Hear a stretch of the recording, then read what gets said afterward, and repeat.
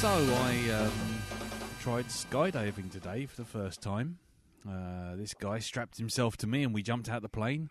And as we fell out the plane, he said, "So how long have you been an instructor?" Oh, bit worrying. But yeah. But as a child, I was forced to walk the plank. Little thing you might not know. We couldn't afford a dog. No. Yeah. Come on. You're cancelled. I'm not cancelled yet. They can't do this to me. I was kidnapped by mimes once. They did unspeakable things to me.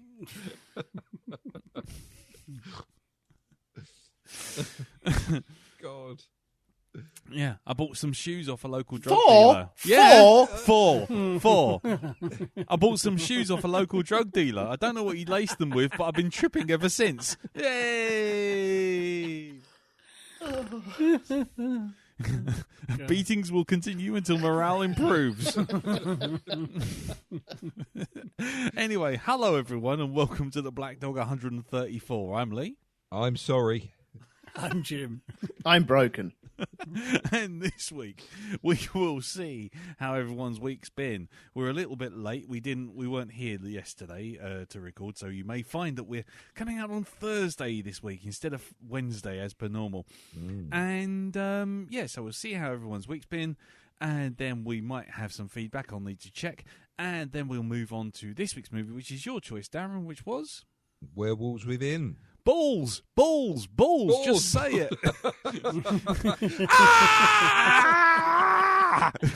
Anyway, it's good to say balls. There's nothing to be ashamed about. Say balls. Anyway, so we'll get to that soon enough. And now a word from our sponsor, manscaping.com. Yeah. Yeah, exactly. Clean shave. Got a couple of smooth criminals down there. Anyway. Right, so let's start. How was your week? And we'll start with you as ever. Jim, how's it been, sir? Fairly quiet, really. We're living a very quiet, dull life at the minute. No worries. But feeling a lot better for actually not having chemo, and it's been nice having, what'll be tomorrow, a full fortnight without any trips to hospitals, doctors, blood tests. Hey. Or any kind of truck with any sort of medical shenanigans. Nice. That's the first time since probably October. Jesus. Where I've had literally 2 weeks where I've not seen some sort of medical professional for some reason. Nice. So that's been good. I'm still waiting to hear back from my consultant about the scan, whether I need more chemo or am I done. But I'm kind of thinking, well, no news is good news. Yeah. So fingers crossed on that. But other than that, I have perfected low-fat sausage rolls. Oh, well, you see, recipe, please. We're through the looking glass, people. Come on, go on. What is this magic you speak of? It's very simple. You can do this for ordinary sausages, but I would advise making your own sausage mix, and then you know exactly what's going into it. I don't want to know. Then. Exactly. I'm out. But basically, you just really want breadcrumbs, very finely diced onions, season your choice, mincemeat or a meat equivalent or non-meat equivalent. Scrunch that all up, make that into sausage shapes, put them in the oven and cook them for about 10 minutes each side. But the clever bit, and where it gets very low fat, is instead of pastry, use a tortilla wrap. Oh. That's heresy, my friend. Now, you say that now, but believe me, hold on, let him speak. Carry on, Jim. Carry on. You roll up your sausages in the tortilla wrap. Use, the big round ones. If you put 2 at one end and roll it all up and stick it all down with some egg wash. Bang that in the oven 10 minutes. It crisps up really, really nicely. Very tasty. Super low fat. Sausage rolls. Right. Okay. Oh. And all of our recipes that you hear on today's program, you can get on our website. Or you can go to CFACT's page 647. Nice. So low-fat sausage rolls. There you go. Yeah. It's really, really good. And really quick to do as well. I actually, for this one I made tonight, I used lawn sausage, which from our local butcher. Lawn sausage. That sounds a bit like what's that, that stuff they do in Not prison? lawn like grass. It's lawn as in lawn green. Oh, right, okay. Right. I was going to say it's not like lawn sausage, It's aka. not like not these plant substitute stuff meat. No, I thought you meant dog egg. That's what I thought as well. Is that another name for it? Euphemism. Sausage. Very Tallulah's low low fat. Tallulah's low-fat lawn sausage. Excuse me? You've got them laying it.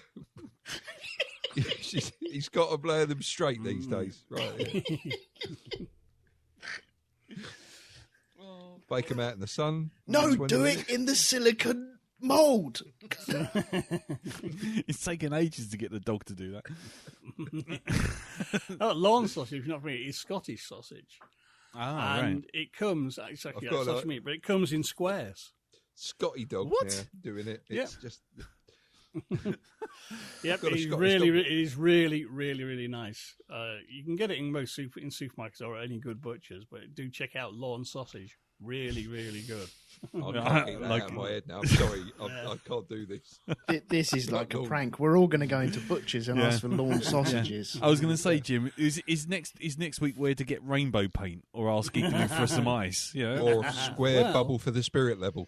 That sort of thing. No. Blue spark for the I do grinder? want some of those nails with the heads on the other eyes because you just lock them in from the inside. It's like when I asked for bull's milk and they just looked at me funny. It's like, no, honestly, bull's milk. Bull's No. milk. Yeah. Balls? Balls or bulls? Bull. Oh, right, okay. I was going to say Bulls bull's milk. milk. Right. So you got a bucket of sperm, and what did you do with it after that? 300 quid a fucking ounce, that. Look at that. There you go. Like liquid gold. That's a bucket of gold, that. But actually, it's a Bucket. A bucket of eggs would be more like a bucket of gold these days. Eggs are worth more than Bitcoin now. Oh, they are, aren't they? Yes. Well, everything's worth more than Bitcoin now. Even a bucket of Elton's bull sperm or bull milk. Sorry. Well, there you go. This is taking a turn. If you're gonna draw a diagram of how we got from not going to the doctors to a bucket of bull spunk, I don't think you could really quite draw that diagram, that train of thought. But you know, that's what everyone comes here to listen to. Exactly. What, a bucket? A bucket, A whole bucket? yeah, right beside, and put it right beside that exhausted-looking bull. Just not a large coffee mug full of it? No? Okay. Yeah, Gonna be shooting fucking sawdust. that ain't no cow English. Anyway, anyway. Right, sorry, Jim. So, anything else there, sir? No, I'll leave it at that. I think I've caused enough bother. My work here is done. So we've got two new entries in the Blackdog pantheon, which is Picard shields and lawn sausage. Picard shields. Excellent. Picard shields and lawn sausage. I tell you, I've whenever I've taken a dog for a walk, I've often looked out for a lawn sausage. I'm telling you now. Did you erect Picard shields? No, I did not. before? No. I was never ready for the Picard shields, but I did have a bag handy for the lawn sausage.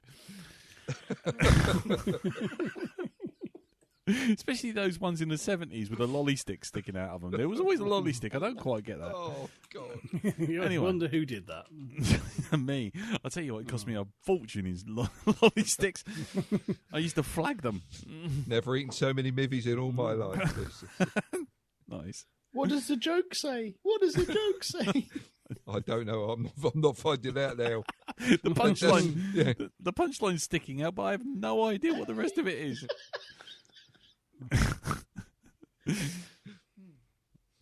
Anyway, sorry, There's, Jim. there's a certain generation that doesn't know about that. No, Yeah. crusty white lawn sausage and with all these sticks sticking out of them. There you go, quality. Anyway, Jim, shall we move on from there? Probably for the best. Yeah, probably for the best. Okie dokie. I'll put the recipe for lawn sausage in the chat. Yes, that'll probably be a good idea. There we go. There you go. Thank you very much. You do what with a dog? No, anyway. So, Squeeze it like a paint gun. Anyway. like a tube of toothpaste. Anyway, right. So we'll move on to you then, Elton, and your bucket of bull milk. Oh, jeez. I should really just keep my mouth shut sometimes, shouldn't I? What, with bull milk? God. With I was bull gonna milk, say, definitely. no, stop it. Too many jokes. Too many jokes. Too many jokes. Too many jokes. Oh God, bull milk coming. Best I keep my mouth shut. Yeah, all right. Oh well. Oh, I give up. That's such a well-timed, unfortunate turn of phrase. I better Isn't it? keep my mouth shut. Yes. Very. Add your eyes. Yes. Maybe plug your ears and all. Definitely don't breathe in through your nose at the same time. No, not at all. Maybe you shouldn't be in that field, man. Just I'll tell you what, that's some strange farmer's market you go to, Elton. That really is. The goggles, they do nothing. Oh, I got him burned. right. Oh, dear. We've got absolutely no work done so far, have we? Really? No, this podcast has gone nowhere. Yep. No. I don't Absolutely know about the nowhere. wheels coming off. I don't even know if they were fitted in the first place. Did it not start off on bricks? I think it's always been this way. It's always been here. Right. Sorry, Elton. Go on, carry on. Go on. Oh, God. Well, that's more impressive than my week. So, it's been pretty... Have I said something else? Oh, no. No. Okay, No. cool. Yeah, it's been pretty dull, but in a fun way for me. Right. Because I've been, and my computer has been crying at me because I've been making little videos. Now, you're all aware of this little video game. No, stop it. Stop it now. Right. Sorry. Carry on. All aware of this little video game called The Long Dark that I've been playing. I won't bore you with it, but I'm in love with it. And now I've been making little YouTube videos, which I will be releasing soon. Nice. The good thing about it, though, that I've been doing is I'm playing on survival. I'm working my way through. And I've also been doing establishing shots with a different game. With like a different save. So I'm right. I'm basically I thought playing you my meant game. you were doing with Mario Brothers. That'll fool them. That's right. Fucking Space Invader. Fucking shot on the Rainbow Road, and then all of a sudden there's a rabbit having his neck broken. What the fuck? Oh dear. Yeah, here we are in Animal Crossing. What the fuck? Oh dear. Yes. Anyway, carry on. Well, maybe I'll incorporate that at some other time. Yes. I tell you what, yeah, Oh, man. you have to now. Gaming mashup videos. That'll Yeah. do it. That'll work. Anyway, sorry, carry on. All So of a you, sudden, God of War happens. But yeah, it's been fun because then I've got my main game that I'm playing, and also a game called Establishing Shots, where I'm kind of tracking myself and going around just to have like a nice little pretty shot to lead into something else. Because sometimes you don't want to follow someone walking around for 40 minutes where nothing is happening. no. And so you kind of need to hard cut that. And the best way to do that is transition with like an establishing shot. And so that's what I'm arsing around at the moment. So I'm really enjoying doing that. Mm-hmm. The problem is I have no more space on my computer. It is crying out for release of all the things that I've made. Right. Well, have you not considered maybe just getting an external hard drive? I have 4. And are they all containing your videos? No, not all. No, they're containing other stuff, but yeah, they're all One crying as marked, well. wipe if I die. Yeah, yeah, yeah. Fly, you fools! Delete my browser history. Bury with me. Never open ever. Yeah, just have one electromagnet hooked up to a dead man's switch. So if you go, basically, the whole house just goes doo. Yeah, And that's the end of that. No, I am. I'm just worried about losing stuff. I'm so paranoid about losing stuff, so I kind of double up stuff. And so when I use the hard drives, I drop it onto one hard drive and then drop it onto a different hard drive just in case.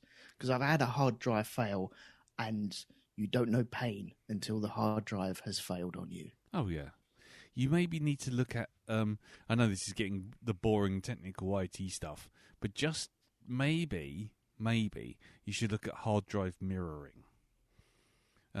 Get a little RAID box, little RAID 0 box with 2 hard drives in it, mirroring. So when you save on one, the other one immediately backs it up, and you've got 2 drives going, but they seen as one. Yep. And then if one fails, you can just switch out the other. Okay. Hard drive mirroring RAID 0. That's what you got to look up. Right, I'll have a look. There you go. And if you get one that's called a NAS, Network Access Server, then what you get is it's a little box, and you just plug it into your router somewhere. Doesn't matter where in the house, and then you can just and it's just seen as a drive elsewhere. Can I just do that anyway? Can I just plug a hard drive into the router and that just work? No, because it's not being shared out across the network. It's just plugged into your router, so your router will see it as a local drive. But if you have a NAS, it's a little tiny box that actually sits there going, hello, across the entire network. Ah. And if your network is just your router and your PC and someone else's laptop or something, then everyone will see it as a little tiny mini file server. Oh, okay. And all it is just a box with a couple of hard drives in it. There you go. There you go. I haven't done IT support in nearly 30 years, but guess what? I still know this shit. Yeah. So yeah, an NAS is just like an NAS. That's what you got to look up. Okay. And I'll have a look. Or RAID 0. Right. Okay, cool. There you go. I'm sure someone's listening to this and going, fucking hell, that information is like 30 years old. He's giving him a right bum steer there. But no, as far as I'm concerned, that's pretty standard. Yep. Without buying an actual file server. And then you'll be perfectly fine, because then not only are you saving on your PC, but you're also saving off-site storage almost.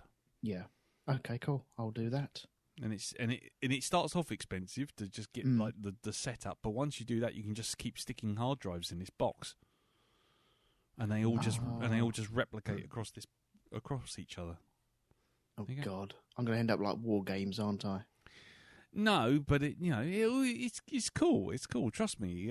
It starts off expensive, but just to set it up. But once it's set up, you will swear by it, because it is absolutely infallible. Basically, one drive goes, you've got X amount of drives in there. They're all exact copies of the other one, made at exactly the same time. And you just take the old crap one out, throw it away, put a new one in. It will replicate from the other 3 or other 1 or other 2, and you keep going without so much as a bump. You won't even have to turn anything off or anything. Cool. There you go. Right, I might look into that. Network support with Lee, coming soon to the Black Dog podcast. Anyway, so but yeah, I promised myself I'd make 10 videos and then release them properly into the wild. And I think, hang on, how many have I done so far? Because they're taking a lot longer than what I thought they would as well. Because I'm recording for about an hour or so, and then hang on, I've done it. No, hang on, I need to record one more time, and then I've done 10. You know the best thing, the most essential thing about any editing project, it's deadline and planning. Mm-hmm. You've not had a deadline, and you've not even you haven't even got planning on where you are in your project. So No, that's true. congratulations, you're doing well. Thank you. Yeah, good. I'm not very good at this stuff. Oh, you're doing all right, man. Yeah. You're doing all right. Nobody knew it was coming in the first place. No, So exactly, yeah. But man, it's fun. It's Yeah. so good. Because on the game, I'm playing it on like a hard mode. And then with the establishing shots, I'm playing on easy mode. There's been a couple of times where I've nearly died on the easy mode. I'm like, fucking hell. So hard. There's no easy mode on the long dark. No, there is no easy mode. No. Yeah. Easy mode just means that there's nothing in your area right now. Mm. Yeah. It's not really You're easy. not quite yet frozen to death. Brilliant. Anything else, sir? No, that is it, I'm afraid. No, that's fine. That's absolutely fine. What about you then, Dal? What has your week been, sir? Well, I've actually done some stuff. We actually got out. You've done some shit. Did a thing. Did Yes. undo stuff. Yes, I did undo stuff. Go on I in. did. Late last week we went out to watch a young lady by the name of Emma Kenny, who is she's been on TV before. She does a lot of the talking head stuff on serial killer programs. Oh, yeah. Right, she does the psychology thing that she kind of lends her sort of knowledge to with that. She's also got her own YouTube channel that she very professionally sort of produced and whatever, and she picks a serial killer and basically breaks down, or some sort of crime, breaks down what happened to them and stuff like this, you know. So we went to see her live for a show called The Serial Killer Next Door. And I'm side-eyeing all my neighbours now. Every Nice. single one of them. Nothing like a Every little... single... Yeah, Even the ones single that shut your gas off. Even the ones that shut me fucking gas off. Adam Reed. Adam Reed. Yes. That was a good evening, if a little bit unnerving in places. It is amazing how some serial killers just hide in plain sight. The really sort of like organised ones. Yeah. What is it? There was one called the BTK killer. And that's Right. It stands for bind, torture, and kill. Wow, they really pushed out the marketing on that one, didn't they? Indeed. What's he do? He binds them, he tortures them, and he kills them. What else? What can we call him? Well, I don't know. I don't know. I'm really enjoying this BLT biscuit. But he killed a BLT fuckload of biscuit? people. Go on, sorry, BLT carry on. Oh, that's not a good biscuit. No, That's not no. a good biscuit. No, sorry, No, man. That's sorry. confusing. That's sweet and sour. BLT all burger, at the I same meant time. to say, but I was Yeah. looking at a biscuit. Don't worry. Oh, Carry no, on. no. Train of thought. But he during the day he would be just a normal family man. That was it. Nobody would think that. But of night, he But of night- becomes... Every once in a while, he would disappear on a business trip, take his what they call a murder kit. Do you know what a murder kit is? Ever heard It's- of that? I think it's available through Amazon. It's It a bunch certainly of is, yeah. it's a bunch of Copic markers. Elton's got an entire bag of them. Most serial killers have a murder kit, and it's a bag with all their tools in it that they take with them wherever to various places. So he was going off on business trips, and he would have his murder kit in the bag and do his thing. But he wasn't.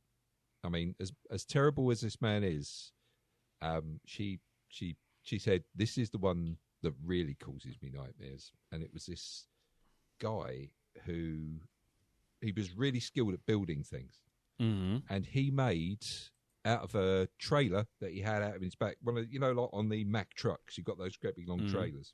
He made A full replica of the USS Enterprise. No, he made he made a torture dungeon in the back of this lorry, right? And what he would do is he would capture his victims, knock them out, take them in there, and they showed you the inside of this thing, and had this chair at the back which had stirrups on it and everything. He would put them into that chair. Oh, and then gold!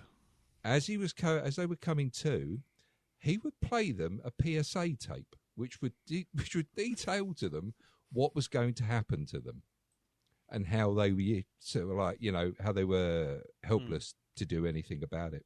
Health and safety, innit? You Well, gotta let them know what's happening. The way he it's says it, blamed as a claim.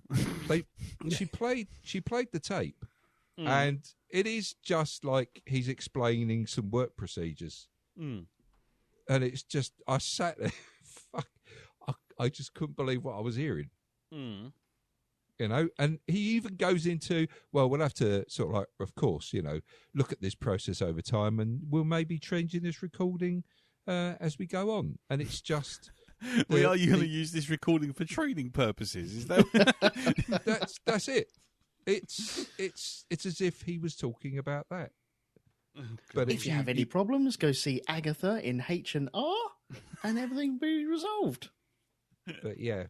Pretty nasty piece of work. They did catch him in the end, fortunately. Well, you would hope so. They got the tape. Yeah. They got the tape. Yeah, that's it.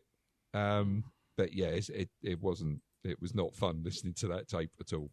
No. Not fun. Nope. And, they played the tape. They actually played the tape. Yes, they actually played the tape and with you video. To what is it just like a cassette or audio one, or is it it's a video? Just audio. One? That's all it is, Right. and that plays as they're slowly coming to consciousness, and it's just like, Wow. Yeah. Well, Sitting there going, excuse me, I didn't quite catch that first bit. I was still a bit groggy from the for the stuff. Can you rewind? Do I need to take notes? No, you really don't want to for this one. Trust me on this. So anyway, there was that. So very interesting evening. If a little bit sort of, I'm watching everybody from now on. That's it. That's me. So on the weekend, I had a visit from Chris Lancaster. Oh yeah, he phoned up a few weeks ago and said, got some spare time. Are you available? And so he came up to our area, and we had a really nice night at one of the local pubs. Nice. Now we were outside. There was me, Ree, and Chris all sitting out in the beer garden, and I must admit, the combined age of everyone outside didn't even touch our combined age. Right? We're sitting there thinking, are we in the right place? Was there a clown making balloon animals in a corner somewhere? There might as well been. There might as well have been. Right? Who recommended this pub? I thought it was a funny name. Chuck E. Cheese is fun. Chuck E. Cheese. So we're there, right? Yeah. And I went in to get a drink, and I realised that all the old people were actually inside the pub keeping warm. You know, we're out at the beer garden just looking at the wonderful lights, thinking, "Oh, this is by the river. This is very nice." It's getting a bit chilly, isn't it? But yeah, I say all the older people.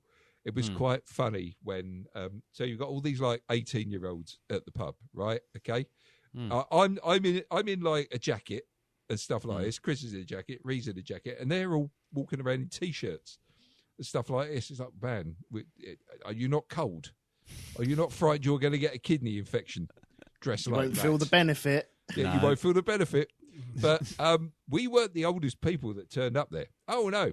There were three, how can I describe them? 3 ramblers turned up at the pub, right? These really old blokes who walked in, and I don't think they quite knew what hit them when they got in there, because... yeah, it's, I should say Jack Hargreaves sort of age, that sort of thing, Nice. So, and they're like, you just see them stood there, he took one look around, they just turned right round and went. That was it. It's like, this place is not for us, men. Let's get out of here. So, yeah. So, but it was apart from that, it was a good evening. We had a really nice night. So that was fun. How is Chris? Chris is very well. He's doing very well for himself at the moment. Yeah, So I think he's living the dream. I don't know.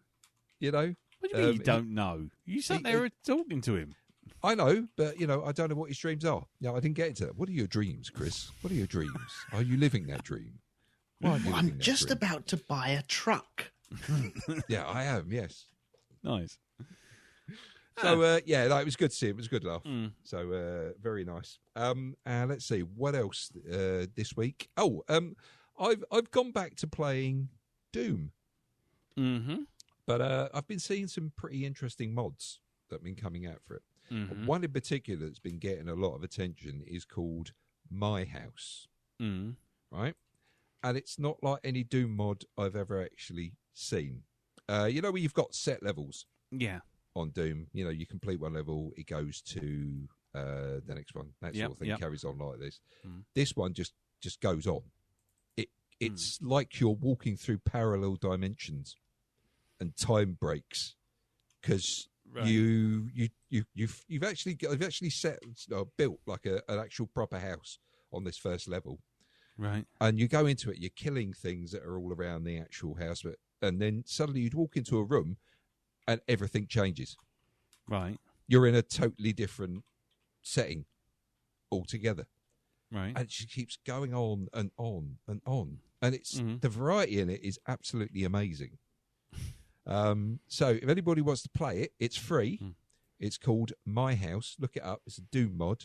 And as long as you've got the GZ Doom mod player, you should be fine with it. GZ Doom's pretty good as well. I've been playing other mods with that as well. It gives you the ability to look up and down in Doom. Oh, yeah, and jump. Yeah, and jump as well. Oh, you've played it then? Oh, really? Jim, oh, yes, you've used that? Yeah. I used GZ Doom for a long time. It's pretty damn special. Oh, it's very good. And the I lighting think you effects are brilliant. Yeah? Oh, yeah. It's a good old improvement on stuff. And I think you can also play things like Hexen in it as well. So if you've got a copy of Hexen, Heretic, Doom 1 and 2, plus some other like weird sort of complete rewrites of the Doom engine people have done. Oh. Yeah, it's very good. Right. Okay. So cool. There we go. So and that's all free, apart from if you're going to get a copy of Doom 1 or 2. Well, Doom 2 works the best, apparently. That's the best one to have as the base engine for it. Yeah. And you basically just show it where the files are for Doom 2. And then all you do, once you get the mod, you download the WAD file. You make sure that the WAD file it launches with the GZ Doom launcher. So basically you just, right click on it, go open with, find the GZ Doom from the list of apps, and away you go. Oh, you can get a launcher program for GZ Doom, which is like a file browser. You just sort of click, I want that WAD, that mod, Doom 2, not the game, set difficulty level, set the level you want to jump in at. Yep. Any of the cheat codes and sort of command lines you can bob in there as well. And just bang, away it goes. So yeah, very good. Really handy. But yeah, try give that a go. My House. It's only like 68 meg, I think it is, the actual file. Oh, but right. It goes on for some time. It really does. There's a lot to it. It was all based on the guy who made it. What it was, he lost a mate of his just before he went and looked at this thing, and his parents were showing him some of his late friend's possessions, and he found a Doom map that he'd been making on a floppy disk. Right. And so he's taken that, he's extrapolated it, and he's turned it into this. Nice. And it's just something a little bit different, you know? Really is. Okay. I think you do actually have some new enemies to face in it as well, rather than the standard sort of like, the pinky or the sort of that great big ball type, the cacodeme. Is it a cacodeme and that one there? So nice. There's things like shadow demons and things like this. It's worth it. Okay, cool. There you go. go. Right. Okay. Anything else, sir? No, that's it really. That's it, is it? Right, okie dokie. Well, cool. Okie dokie. Well, I'll just go through mine then. We'll start with the boring one. I went to an expo for construction. for engineering. What I was expecting was basically to be bored out of my arse following various workmates around, including Rob Spry, listening to people talking about methods of construction and visualization.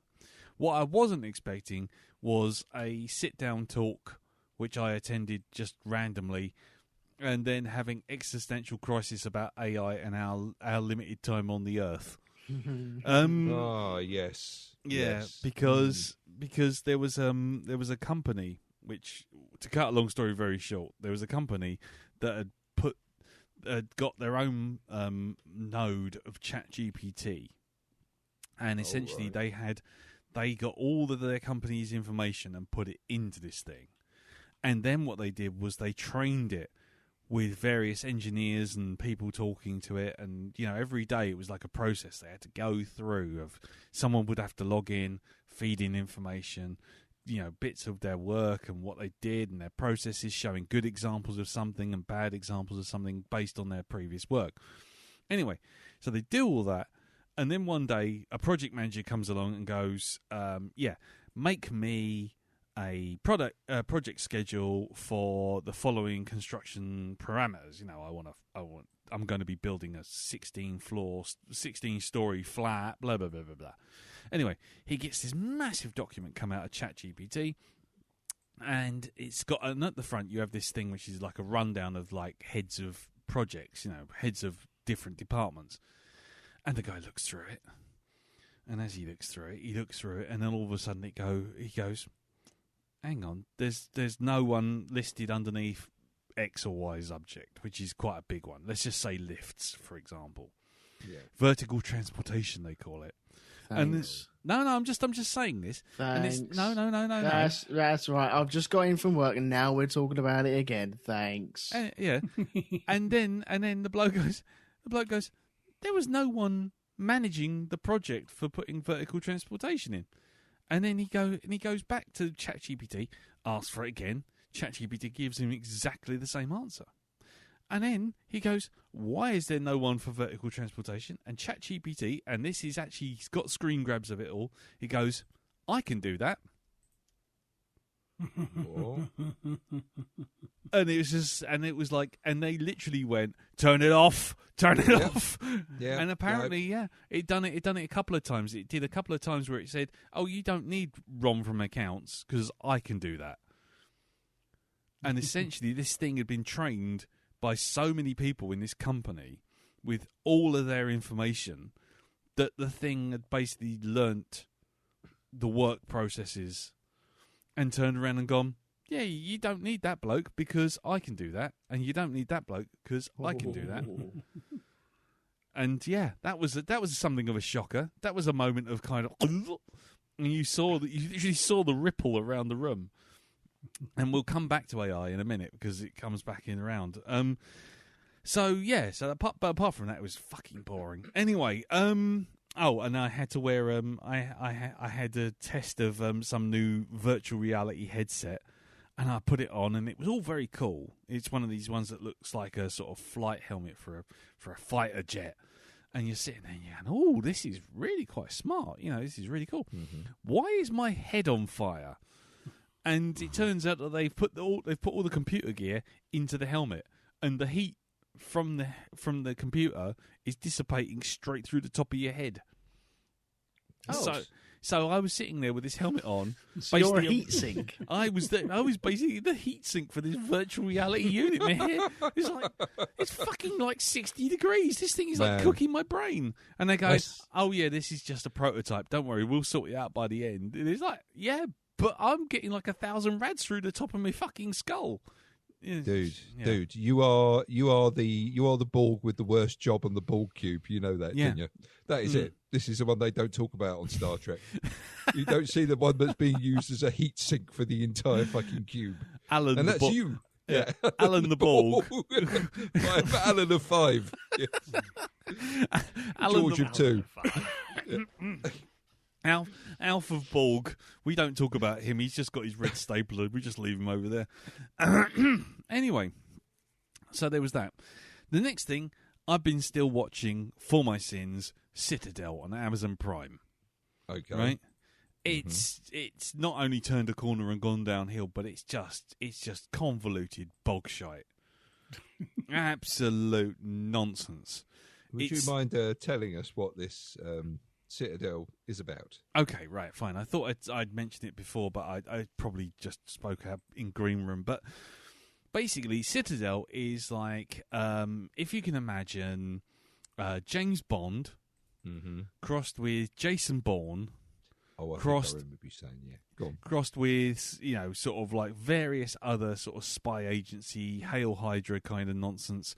So you've got Richard Madden, him from Game of Thrones, and I can't remember her name. I really wish I could, because that's going to make me sound like an absolute dick. Hold on, Citadel. Let's get the bloody thing. Citadel. Why am I getting Citadel for Mass Effect, you idiot? Okay, right, fine. Because you've typed that in so many times. That's why. I have. No, so yeah, Priya Chopra. That's it, and also Stanley Tucci. So starts the series. There's an op that goes wrong. Turns out there's a rival sort of Citadel spy agency called Manticore. And they knew that the Citadel exists, and they've been picking Citadel agents off, and this last two, Richard Madden and Priya Chopra, basically get fucking wiped out when this train explodes, right? Train explodes, both of them wake up in different parts of the world, and they can't remember a thing. Let's jump forward 8 years. Richard Madden's now married to a girl, with a wife, with a kid, and Priya Chopra's working in a restaurant. And it turns out they can't remember a thing because they've been through magic technology stuff, they've had their brains wiped by Citadel HQ before it all just got completely totaled. Right? So basically the plot's a Talking Heads song. Yeah. yeah. Now I think to myself, this is not my beautiful car. This is not my beautiful wife. Well, how did I get here? Letting the days go by, I'm letting off another round. Anyway, so at the start, it's kind of like, okay, cool, that's intriguing. And then what happens, they find out they can bring their memories back with this magic fluid that restarts their memories. She gets her memories back. Richard Madden doesn't. So now he's basically a work-at-home doofus with super spy skills, but no idea how to use them. And she's like super confident, knows everything, got all these powers, brain super sharp, all these fighty skills. And they've got to come and sort of save the world from this evil version of Citadel called Manticore. Anyway, that's all cool. But that's all in the first episode. What happens for the next 5 episodes, which is where I am now, I made it to episode 5, is that really boring thing that most streaming services do, which is draw it out. We're just dragging it out. Like Stanley Tucci, he gets captured, he's being tortured. His torture scene, which is essentially one conversation across a very long table, lasts 3 fucking episodes and nothing is actually said. It could be one scene, but it lasts 3 fucking episodes. We have endless flashbacks to various events, and it gets to the point where it's like, oh, he's not married to her, but she's married to him, and they had a baby with so-and-so. And it's something like, I'm sitting there thinking, this isn't a spy thriller anymore. This is just an average episode of EastEnders, but with memory loss and occasionally being attacked by people on skis and parachutes. Fucking hell. James Bond played by Mike Reed. It is literally... Blofeld. Lovely. Winkle. Winkle. So, yeah. So, it's just dull. It's really, really dull. And there's 5 episodes. We got to the end of the last episode, and I was just like, my patience has run out with this shit. And it's because now it's like, oh, no one can remember anything except for Priya Chopra, and her character's got her memories back, but maybe she was the one who brought Citadel down. Maybe she was the one who did it. And no one can prove it one way or the other. Then they give you a flashback which proves it one way or the other. And then they go, and then she had a baby. Dun, dun, dun. And it's like, But none of this. But when you look at what's actually happening in the story, they're still standing in a reservoir having a talk about a flashback for 40 fucking minutes. I'm just like, this could be 5 minutes tops, 10 tops, and not 5 fucking episodes. Oh my god, it's turgid old bollocks. It really is. Put you down for a no then. Put me down for a no. On the other hand, so I abandoned that. And then what I did was I remembered that I hadn't seen season 4 of What We Do in the Shadows, which is on Disney Plus now. So I've been binging that instead. The boy will not be yes. the boy will not be like the creature that called from Colin Robinson. He will be his own man, and he'll be intense. Yes, but I want to talk about Legos. How about we fuck that off and go find some hookers? Anyway, so yes, I'm loving that. That is absolutely fucking tip top. Yeah. Love it. Matt Berry's Laszlo has gone right to the front now, and his whole thing about him learning psychology from Sigmund Freud, and then just sitting there with people on sofas going, so was there anything sexual? Over and over again, even when they're just talking about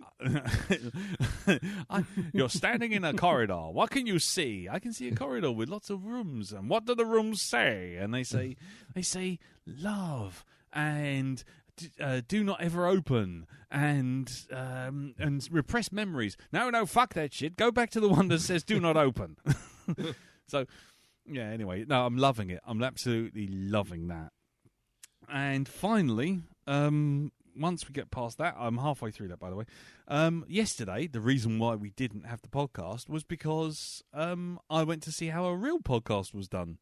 I went to the Union Chapel where they were doing a live recording of the Kermode Mayo podcast, which was fine. You know, if you've listened to the podcast, you know what you're getting. It's exactly that, but they're just sitting on a stage in a bloody great big church. They had guests. There was Shane Meadows, who did Dead Man's Shoes, and This Is England. He was on there. He was talking about his new show, which looks quite cool, and I think it's on the BBC. And then we had Jason Isaacs turn up, and he sort of was there for the rest of the show. And then there was also this bit where they do the top 10 movies in the charts. And and the idea was that they shouted out, they said, oh, right, for the audience, if anyone's seen these films, because Mark hasn't seen all the movies, if anyone's seen one, just say yo, and maybe we'll get to you. Now, I'm sitting there, and I'm thinking, I might get involved, because it's all turned into a bit of a sort of like call and response thing from the audience. And I'm sitting there, and they went, at number 10, Evil Dead. And I thought I was probably going to be not the only one going, yo. And I went, yo. And there was nothing else. No one else. Oh. Silence. So they all focus on me. And then next thing I know, there's a microphone under me nose. And I've got to stand up in front of 500 people and quote unquote give a pithy one-liner review of the film. And here comes your mum's spaghetti moment.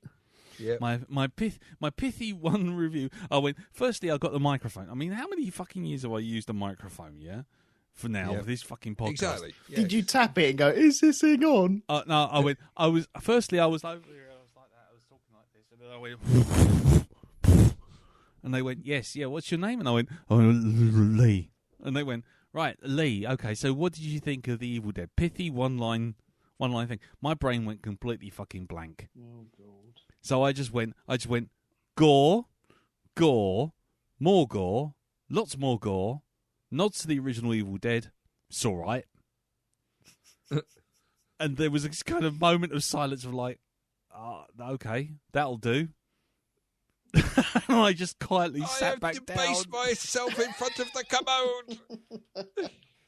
No! It was like, oh my God, that was my moment. And I completely futzed it by just going, it's all right. Did you look down?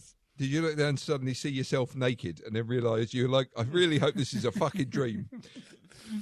It couldn't have But been it wasn't. It couldn't have been any worse if I had just sat there and as I stood up, the microphone picked up me farting. I mean, it really couldn't have. I mean, it was just that moment of, oh my God. For 13 fucking years we've been doing this podcast, and I've given you everything from mise-en-scenes to fucking dolly shots to explaining VFX and all that kind of nonsense. Yeah. And then when it finally comes to actually giving a decent review of a film to a actual professional reviewer and a professional host, I go, it's all right. Yeah. It was like, fucking hell, mate. That was your mum's spaghetti moment, and you fucked it up. I did. Crushed it. So I just wished the entire earth would swallow me whole, and that was the end of it. Otherwise, taxi for Metcalf. The doors just close as they kick me out the fucking place.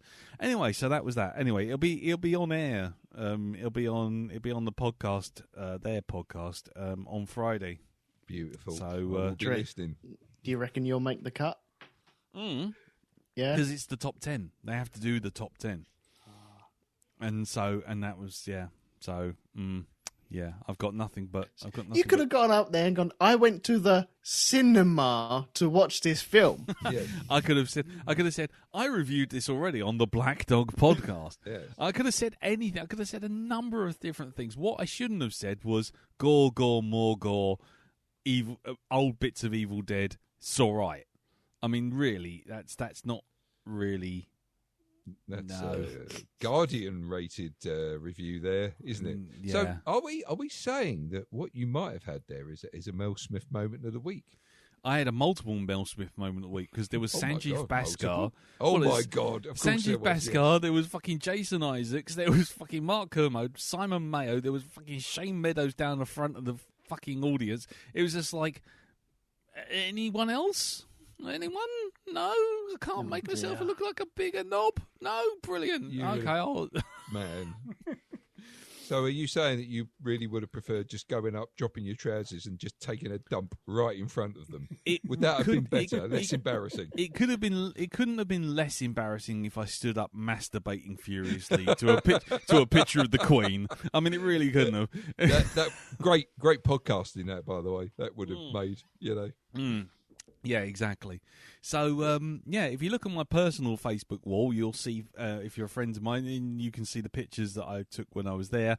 I might share them on the actual Facebook group as well. So that was my week. Yes, well done, me. Good old me. Love it.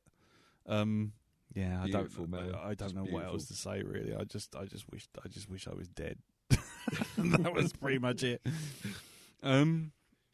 Anyway, we don't have any feedback for Glorious, as it turns out.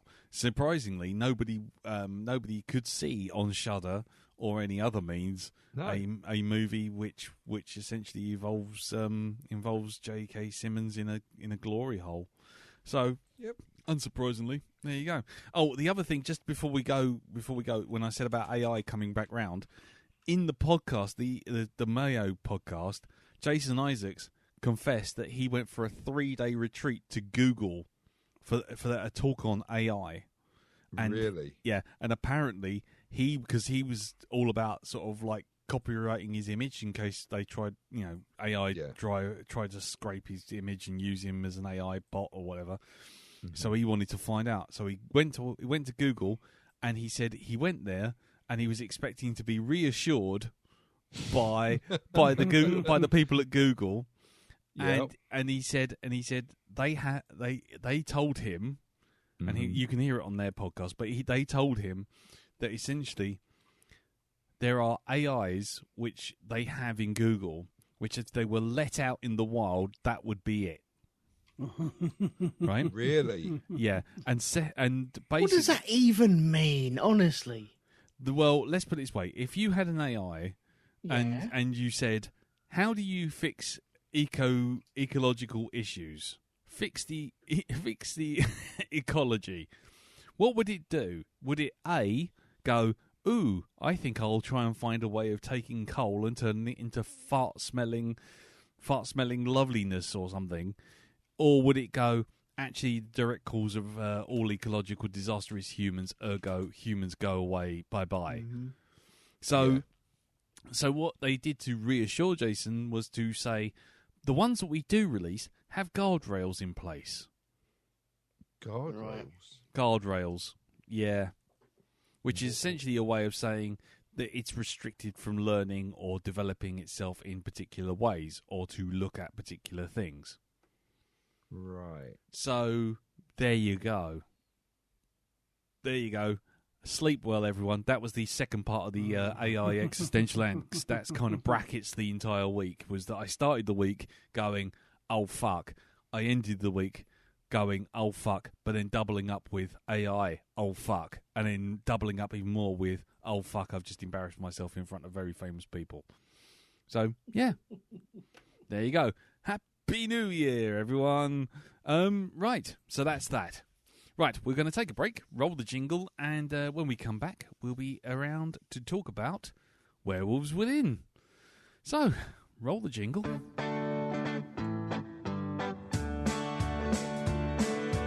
Woofy, woofy, growly, bark, bark.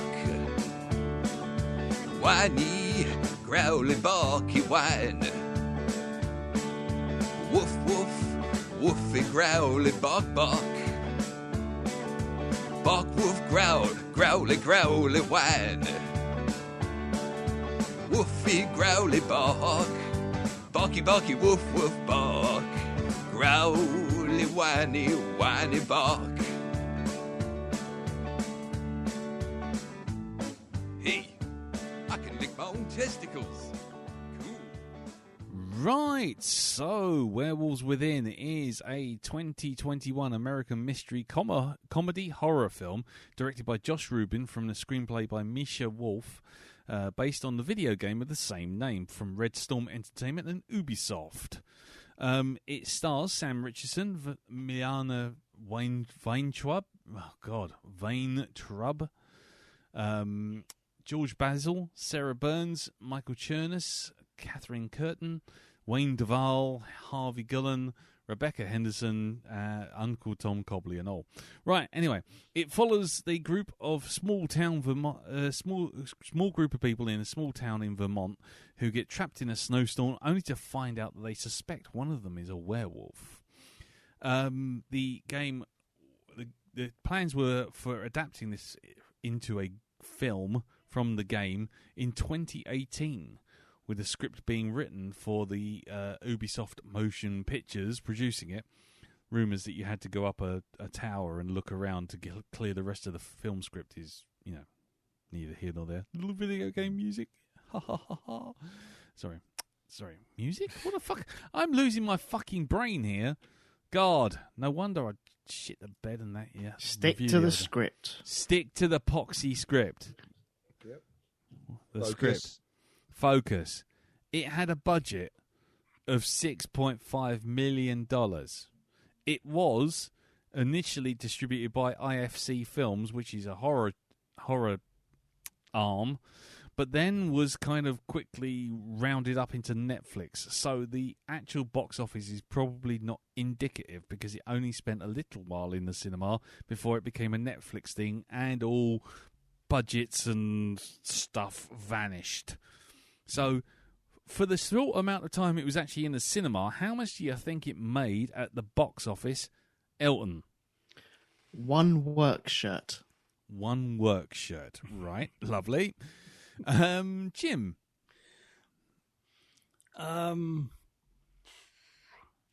Gold record for Ace of Base. Nice. And Darren? I think it made one soap angel and balls. Ah! Scream like a real man. Ah! Cool. Before we go around the table, I'm going to ask the question because I think it'll just save us a little bit of time in the long term. Has anyone actually played the game? What, Werewolves Within? Can I ask, is it an actual video game or is this It is?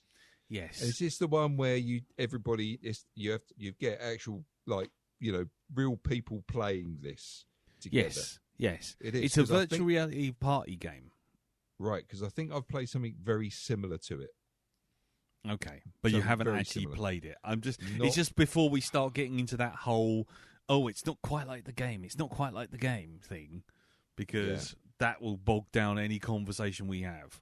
No, I'm not expecting. I wouldn't expect it No, to be like that's- the video game anyway. But the game I played is totally different to what this was. It's all to do with people trying to find out who the werewolf is. But it's not set. The game was not set in the same sort of place. No, that's in the right. same sort of time. This was just like medieval. Yeah, that is Werewolves Within. That is it. Then I think I have played that one. I played a convention somewhere. Yeah, With other people. Yeah, it would have been a convention. It would have been a sort of, because it would take a lot of money to play, because you need to play it on PlayStation with PlayStation VRs, which means you need to have loads of PlayStations in the same room together, just to sit in a room together to talk about being in a room together. It's just like, what a load of old bollocks. The game looks like bollocks. You go. The one I played was just done via an app, and it was audio. That's what it was, and it gave a bunch of instructions to people. They had to close their ears while instructions were given to another set of people to do a thing. So yeah. Anyway, no, that's cool. As long as we're all on the same page in terms of just judging it by its own standards rather than judging it by what it's not with the game. Because I saw a YouTube of the game and I was just like, it doesn't look anything like this film. Right. No. So, Darren, this was your choice, so we'll go to you last, but let's just do a non-spoiler round the table as per normal. So let's go around the table, and we'll start with you, Elton, because you're the only one who hasn't seen it apart from Darren before. Yes, so that's what right, did you think of Werewolves Within? I didn't mind it. It had moments where I was chuckling, which is always a positive. I think it suffered a little bit from other things I want to talk about later on, which I think I've come across in films like Glass Onion. So, but I think overall it was okay. There was some really good chemistry through it as well. But I think I came away with a positive vibe to it. Cool. Okie dokie. And what about you, Jim? Well, this was a second watch for me. And it's been long enough for me just to forget quite a bit of the twists and turns, which was fun. But I did remember who the werewolf was. I was looking for clues this time. Yeah. Yes, you do see this stuff in. It's all. Yeah. There's a couple of early doors plot drops which we'll maybe bring up later. Yeah, but it is kind of it is all there. Fair dues. It's how a good murder mystery should be. You're always going to play fair. Give the audience the clues. Exactly. So I kind of, for me, it was quite fun because it is that kind of film where you can go back a second time, knowing how it turns out, and then sort of see how it all fits together and see everything in a different light for when you know what you know, if you know what I mean. Yeah. So I had a good time with it again this time as well. It's kind of, I mean, it's not the world's best murder mystery. It's not the world's best horror comedy, but it just feels a bit fresh and different to other things. You know what I mean? And it's kind of, it's entertaining, and it doesn't have to be an earth-shattering work of staggering genius. It's and considering it's a film made from a game, he's like not put into a top tier. Yeah, exactly. It's what this and The Last of Us, and then not a lot else. Yeah. There's an awful lot of stuff, but not a lot of actually good stuff. Yeah. There's it's all at the bottom of the barrel, shall we say, in that genre. Yes. Yeah. Very low bar. Very, very low bar. But right, cool. It's a bar that fell down a hole. Yeah, exactly. Yeah, a bar that fell down a hole and then went under the hole, and then they dug another hole for the bar to fall down some further. And then they found a hidden pair of steps, and then it fell down them as well. Right. Anyway, for me, exactly the same as you, Jim. Actually, I sort of knew, I remembered enough about it to watch it this time with not fresh eyes, but at least enough to go, okay, so they were flagging things quite early doors, and I did enjoy the banter. I think these kind of light-hearted comedies really live or die on their banter and live or die on their chemistry between the main cast. And yeah, I enjoyed it. I had fun with it. I found myself giggling at least a couple of times, just out loud giggling, as opposed to doing that thing which some people do, or I do, especially with comedies where you kind of go like that sort of thing. That kind of it's amusing enough to gain a reaction, but not amusing enough to actually cause a laugh. Whereas, yeah, in this case, I was laughing quite a bit. You know, little nods and little winks and little asides between the characters. I thought it was really cool.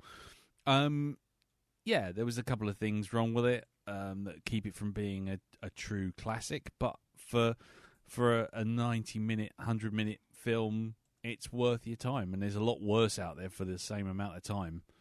I will say a lot worse. You could be watching. Fucking hell! You could have watched 5 episodes of fucking Citadel. But anyway, so yeah. So for me, thumbs up. I enjoyed it. So over to you, Dal. What about you? Because you've never seen it before, and it was your pick. I've never seen it before. No. I didn't. I mean, I get the premise. You know, I read the premise of it. I thought that sounds interesting. I ended up actually quite liking it. Just for the characters and the way they bounce off one another. And what I also liked was I thought, oh, hold on a minute, is this actually a werewolf that's done this, or is this just them thinking there's a werewolf? That's what it gets you to at that point, and it's nice to see them play with that, you know, and it keeps you guessing until getting near the very end as to what the fuck is actually going on and who's doing this. It keeps giving you suspects all the time, you know? So I like that about it. I like the main star in it as well. I thought he was very good. He got me laughing anyway. So yeah. I generally like this film. I've got a lot of love for it, you know? Yeah, cool. Okie dokie. I forgot, by the way, completely showing that I've got my Swiss cheese brain, I completely forgot to tell you exactly how much it did make at the box office.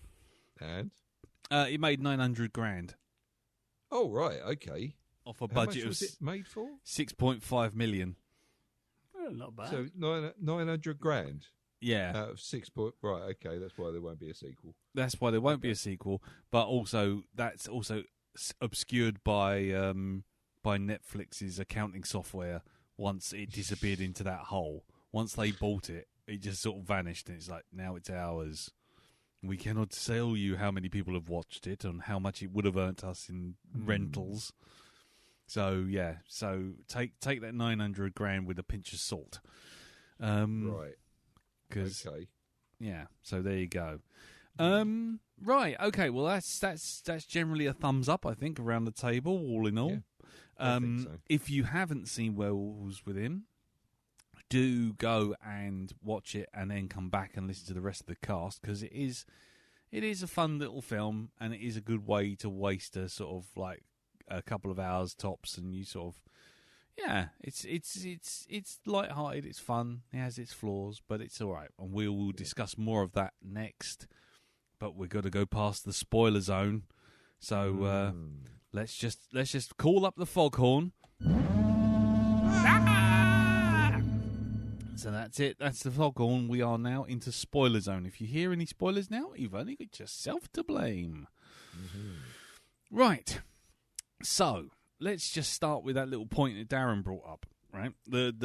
And Jim, you mentioned like it was a really nice whodunit, laid everything else out nice and neat.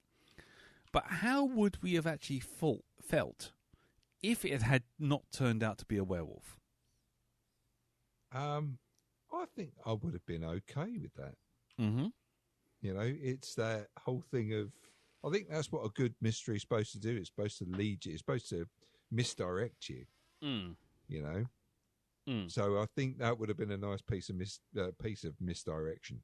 Mm. You're like everyone else. You start believing that there is actually a werewolf when actually no, there's not. Mm. What about you guys, Elton? I would have preferred it. Yeah? Yep, I think I would have. I was kind of hoping for it. So it'd be like Scooby Doo. Mm. Yeah, a bit like Scooby Doo. Yeah. I hadn't thought about that, but yeah. Yeah. Mm. I think I was watching it, and I'm not saying I guessed it or anything like that, but I guessed that the main woman would have been. I think I had a moment when I was watching it through the first time I watched it and going, I wonder if she's it. Mm.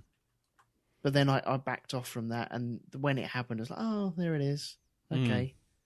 Not that I'd actually worked it out or anything like that, but I think halfway through the first watch, I wonder if there isn't going to be one. That would be exciting. That would be different. And when it didn't, when it actually fell back on the actual werewolf itself, okay.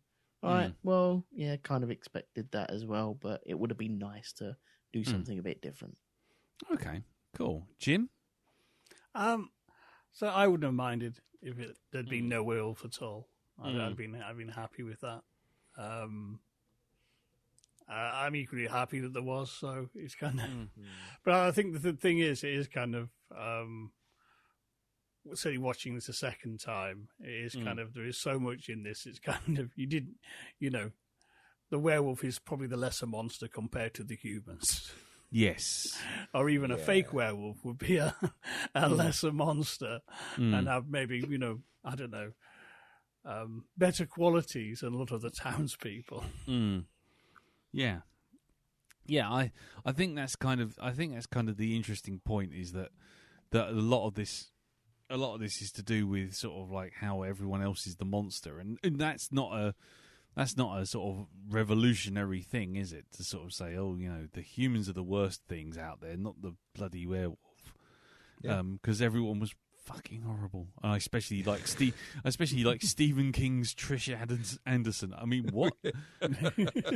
Stephen King's Trish Anderson, and as soon as they bring that up, and you sort of like see her, and you think, yes, she would be in every Stephen King film, standing in like the mist, the one going completely nuts in the mist, trying to throw everyone out of the shop. It was really quite cool. I quite liked that. Yeah. You killed my Chechi. Yeah. He was gored alive. He must have been eaten by a wolf or something. Oh yeah, that's really sad. Anyway, about my dog. Yeah. Yeah. I don't. Yeah, but then I also liked the guy who plays Guillermo in Yes. Yes. Yeah. Gizmo. Gizmo. We're expecting a child. Yeah. Yeah. No, it's the. I don't mean to be rude about your dog, but it only barked at black people and Jews. Which I thought was quite funny. So, Do you know what? The one bit that made me laugh straight off the bat was when they started quoting something, and it comes up with Mr. Rogers, and it's fucking brilliant. I love that. Yeah, the Mr. Rogers quote. Yeah, about eternal optimism. Yeah. Indeed. Yeah. Okay. I mean, how do we feel about it? Was it really a comedy horror, or was it just a comedy with a few horror elements? I think it. Sorry, go. I just think it was a straight up comedy with the horror just sprinkled over the top. It was more based on a comedy than anything else. Because you're gone. I don't think there was much gore in this. Yeah. Or am I forgetting that? What, the hand underneath the porch, the biting the fingers off? Fingers. Yeah, but when you say horror, I expect you see the fingers being pulled off. You see the blood. Well, we did get one bullet shot, didn't we? Homebreaker! We got 2 bullet shots, actually. Because the bloke down the end of the That's corridor. right, yes. Yeah. He gets shot as well. How many times did you shoot him? So he's lying there. But yeah, I think it was at its core more comedy than anything else. Yeah. I mean, Jim, you agree with that? I would say this is definitely. Well, I'd say it's comedy murder mystery. I mean, it has some gore in it and has a werewolf in it, but that doesn't necessarily make it horror. That's it's not trying to tell a scary werewolf story. No, if you know what I mean. It's a lot more about who is the werewolf. And it is, it's a lot closer to say to Agatha Christie than James Herbert. Oh God, yeah. If you know what I mean. It's kind of so it's just, I say, really just minimal horror stuff in there. But it did have some good splat stick, though. I must admit, the fingers was very was very funny. Yeah.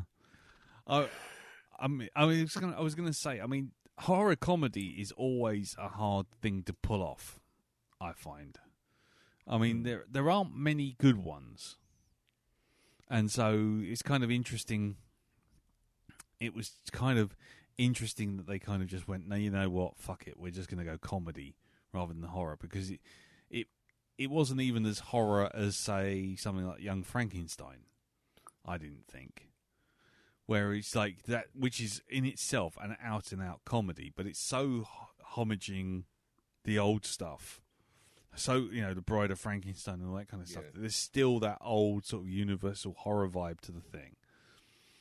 So it was kind of interesting that, I sort of sat there thinking, actually, this isn't a horror comedy. This is just straight up comedy, really. But yeah. Anyway, so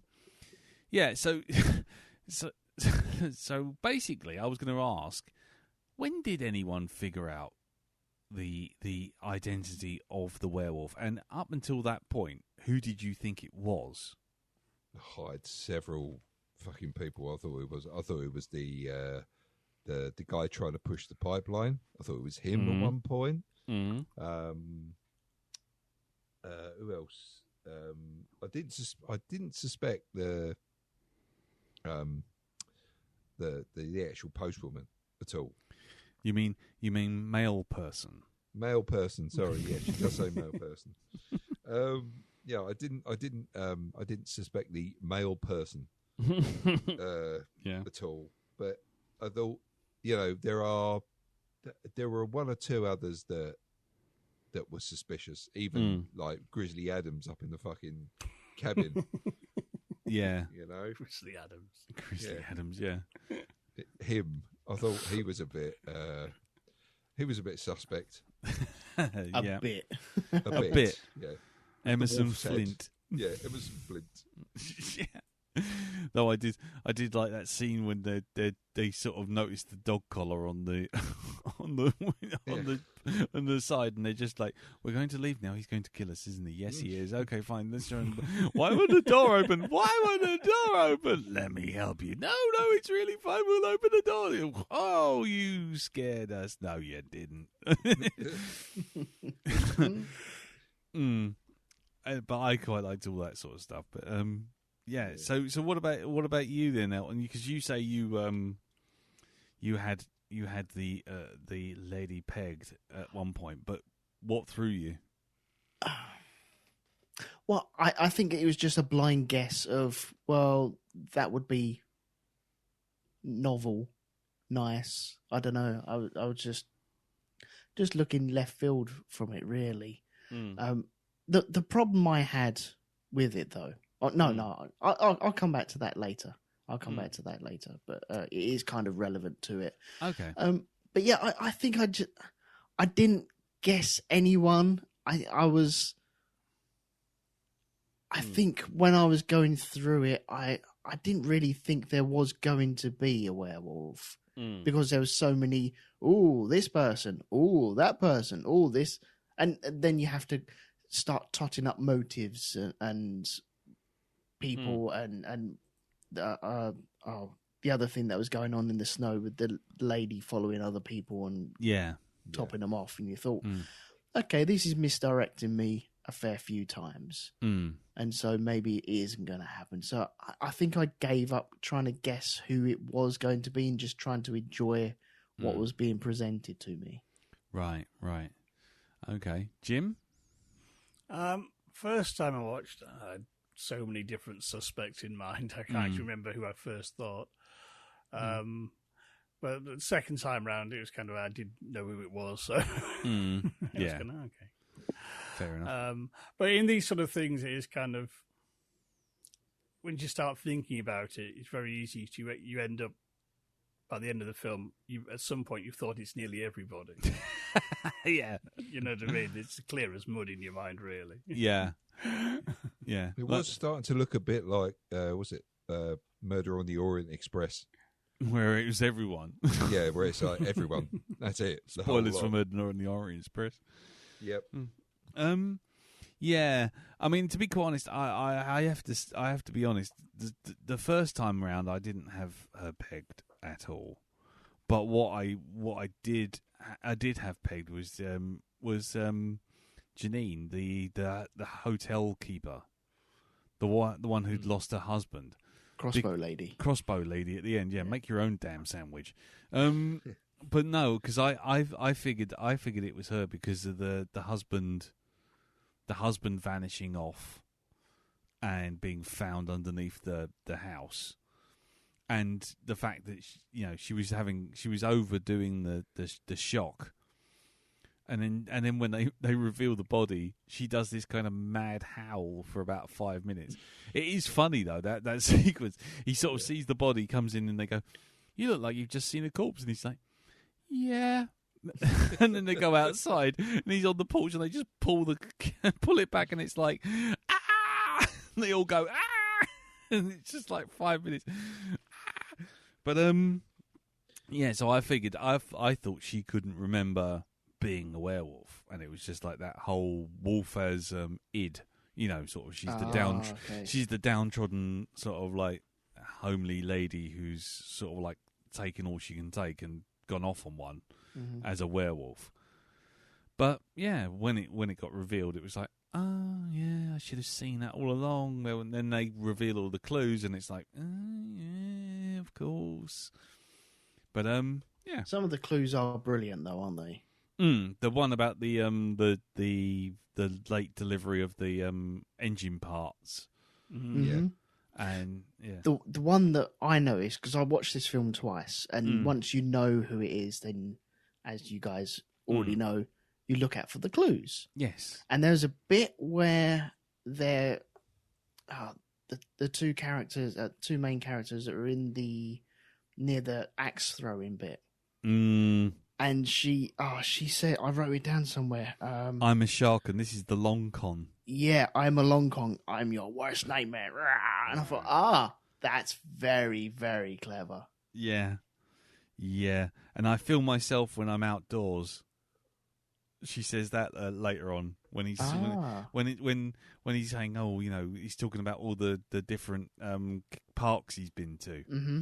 And she says, oh, I've been there. Oh, I've been there. Oh, I've been there.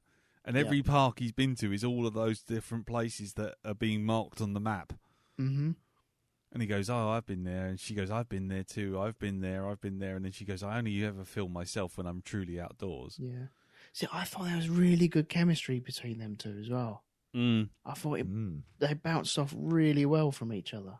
It was good. The chemistry was superb with those two characters. It's so much so, unfortunately, that I think when they're not on screen, that's when the film starts to flag a bit. Because everyone else is a bit too caricature. Would you think that's fair to say? Very broadly sketched, definitely. Yeah. I did like. I mean, you kind of knew where you were going with the village and how everyone in it, the town, and how everyone's in it. When Cecily, the male person, does does the intros, and she does that nod. She says, "Oh, it's Stephen King's own Trish Anderson," and you sort of like, and I used to read a lot of Stephen King, so as soon as you tune in on that, it is like, oh god, this is Derry Main in all but name, over and over again. With like, there's the mad one, there's the industrialist who's trying to capitalise on the place. Here's the homely person in the the hotel, and it was just like, and there are all these sort of Stephen King type archetypal sort of like New England type characters, and I was like, oh yeah, there you go. And here's the doctor that no one trusts, and here's the man who's just been, and here's the man who's just moved in, and I just thought, oh, that's really cool. And also, I also appreciate the nod to The Thing. What, with all the paranoia? No, not just the paranoia, but when the scientist figures out that it could be anyone. And she starts shooting the place up. Yep. And it's exactly like Wilfred Brimley in the Thing when he goes, yeah, you could all be one of them. You could all be one of them. He's just shooting into one door, and then how do they take him down? They take him down by coming in through the side door. Yep. Exactly how they do it with the Doctor. Yeah. Yeah. So that was quite cool as well. Little nods like that. But beyond all of that, I mean, we all sound like we like it, and absolutely no problem there. But obviously, it isn't quite classic status, is it? No. And you sort of voiced a couple of ahs about it. So go on in, Elton. Okay, so do you remember when we did Glass Onion, and that was a murder mystery thing, and you have so many times where there's a lot of moustache twiddling of, oh, I could be the person. I'm going to drop a bit of exposition here, and it could be me. Look at me. And you sit there going, oh, it could be you, couldn't it? Yeah, there's a reason. Oh, but it could be me. Oh, it could be me over here as well. Yeah, it could be you, couldn't it? Yeah, okay. And when it does that, I feel like I'm not working for it. It's doing it too much for me. It's laying it out a little bit too much. And there were a fair few scenes, i.e. like with the doctor looking over her shoulder and going, and you're like, okay, are you hiding something? It could be you. And then there was the guy who had his hands bitten off. Oh, what? Handsy, what's it, Pete? Handsy Pete. Handsy with no fingers. Yeah. Sat there going, I'm the werewolf. And you're like, oh, you're the werewolf? Oh, you could be the werewolf. They are the werewolf. Oh, okay, fine. And it was... I don't know what it was. It just didn't let it breathe a little bit. It was a bit too on the nose for me to go, I'm trying to work this out. Where really it was, I'm going to divert your thoughts over here, make you think about this person. And I didn't appreciate it for that. It took out the work for me. Right. What? So basically, what you're saying is your real problem is that kind of that structure of those whodunits, because that is a fairly fundamental structure, those kind of things. Yeah, I think we said that during Glass Onion, and I just didn't like it when it was doing it. It's just too... I don't know, when you got someone blatantly twiddling their moustache in front of you, it can be fun, but sometimes I'd like just to work on it a little bit and go, is it you? Is it that? I don't know. I want to see subtle hints. Right. Where really it could be me. How about you think about this for 30 seconds while they draw the camera closer to me? Yeah. Nope, it's not me. And Right. it's just, okay. Stop doing that with the people. And then they really didn't do it with the main character, Cecily. Sicily. Sicily. Sicily. I can't say any words at the moment. It's all right, neither can I. they didn't really do that with her. There wasn't a moment where you thought, "Oh, could it be you?" at all, was there? I don't know. The first even possible inkling of who it could be, I think, comes when. Most obvious one is, if you think about it, is when you see old Handsy Pete get dragged off out of his bedroom, and already you know the fact that Cecily's got beef with him because he's handsy all over the place, but also when there's gunfire and there's, everything's going mad, there's screaming and everything. Everyone is out in that hallway instantly. Yes. And Cecily turns up like minutes later. Yeah.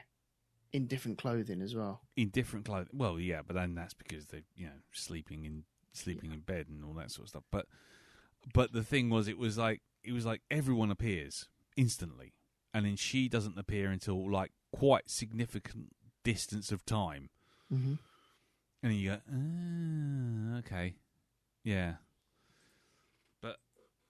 But also the whole thing about, like, in my village we used to kill the seventh son of the seventh son because they would always be a werewolf, and it's like, and then she actually says it. She's sitting there and she goes, yeah, I was a seventh, and it was like, and it kind of, when they're all sitting around in the living room. So am I, guys? You've seen these types of movies loads and loads of times. Am I being too harsh on it for that, or do all murder mysteries have this moustache twiddling all the way through, and I've just kind of missed all that? Except Poirot, that's always got moustache twiddling in it. Yeah. So can't avoid it there. No, I would say that this is the horror equivalent of Glass Onion. That's what I would have said about this, because it follows the same sort of pattern. The humour and the, as you say, it's not like a serious horror film, and it's like Glass Onion is not a serious detective film at all. No, right? These are done for fun, and you're meant to have fun with them. So, personally, I had no problem with that kind of misdirection. It kept me guessing. It was really nice to come across a film that I really, really needed to see the end of it, because I needed to see who it was. Yeah, how it was going to finish. How's this all going to end?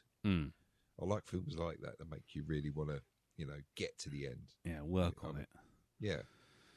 Exactly. I think if I'm honest, Jim, if you've got any thoughts on this, by all means jump in. I was going to say, the thing I always find is that's kind of the standard for most detective things. Everything from Murder, She Wrote through to fucking, Columbo and beyond. It's like, it's always that moment of like, well, it could be this person, and this person looks suspicious, and the music's telling me this person's doing something dodgy. And that's kind of like standard. I tell you what, this film reminded me of the most, and it wasn't a film I particularly liked, but it did remind me a lot of Clue. The one with Tim Curry, which we reviewed ages ago, with, lots of sort of semi-slapstick murder, everyone running from room to room, everyone kind of splitting up and coming back together again. Everyone's got their motives, everyone's got their reasons. And then, and then all of a sudden it just loses its shit in the last 10 minutes and goes, right, fine, let's just kill off everyone who isn't the actual... we're not going to detect... we're not going to detect anything. It's just like, right... Whoever's actually left standing could possibly be the werewolf.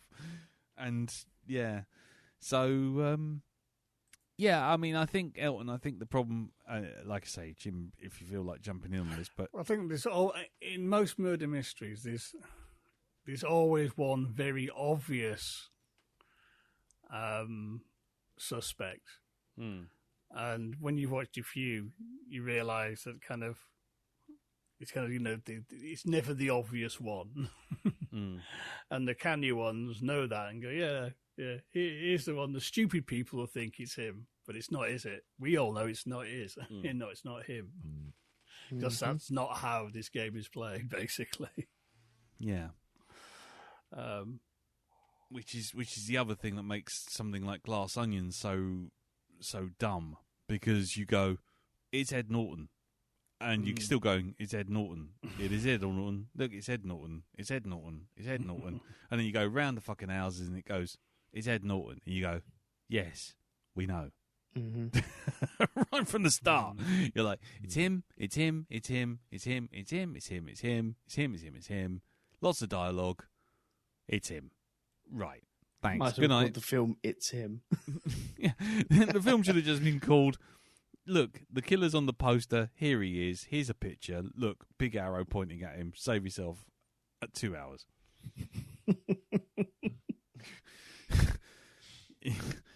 We are not as clever as we think we are.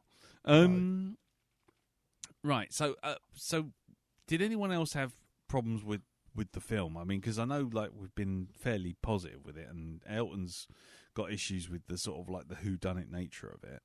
But what about you, Dal? Did you actually have any problems with it, or anything you didn't quite sit right? No, not that I can think of. Anyway, I'm sure if I go back and watch it a second time, I might pick something up. But I just thought it was entertaining. It was just a nice little, comedy horror or horror comedy, whatever you want to, whichever way you want to place it. Yeah. So yeah, I had no real problem with it at all. Okay, fair enough. Jim?